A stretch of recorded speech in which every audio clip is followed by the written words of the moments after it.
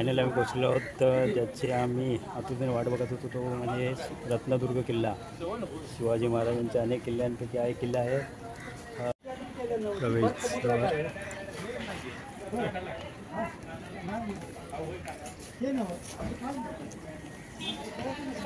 अवतीभोवतीचा परिसर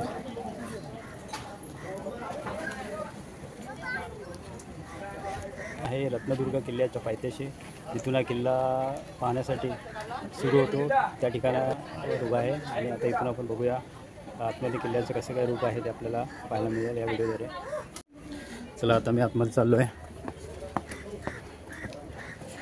बघूया किल्ला कशा प्रकारे सजवलेला आहे, अजून या किल्ल्याची काय कंडिशन आहे ती सध्याची.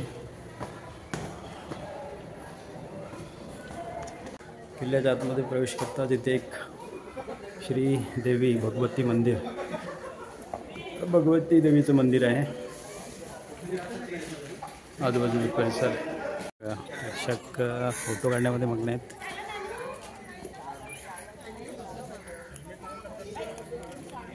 मंदिराच्या बाहेर तुळशी वृंदावन आहे. काळ्या दगडांनी बनवलेलं आहे ते. आणि इकडे दीपोस्तंभ.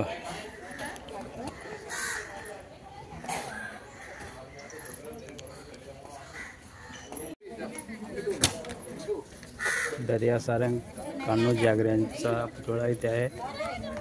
मंदिराच्या समोरच हे शिवाजी महाराजांचे आरमार प्रमुख दर्या सारंग कान्होजी आगरे यांची सुंदर अशी प्रतिमा इकडे आपल्याला पाहायला मिळते.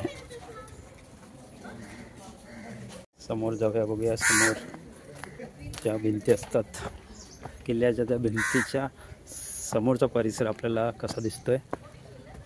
हो, अफलातून लूक दिसते आपल्याला इथून. रत्नदुर्ग किल्ल्याच्या संरक्षण भिंतीच्या समोरून आपल्याला हा लूक पाहायला मिळतोय. बघू शकता.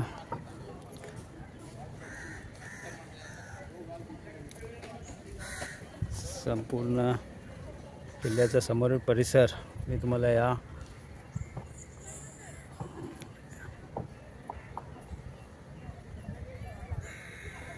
रेकॉर्डिंग चालू आहे बघतोय. किल्ल्याचा सभोवतालचा परिसर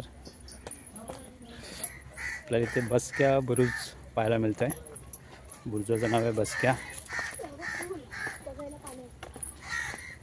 आणि विस्तीर्ण असा समुद्र काहीतरी बांधतात आणि काहीतरी इकडे किल्ल्याच्या बाजूला अरबी समुद्र आणि अरबी समुद्राच्या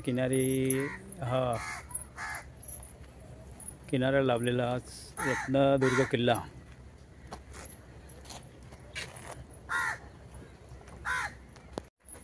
मी आलेलो आहे किल्ल्याच्या गणेश बुरुजच्या जवळ. आणि गणेश बुरुजवरून बघूया समोरचा व्ह्यू आपल्याला कसा दिसतोय. हिरवगार डोंगर, समुद्र,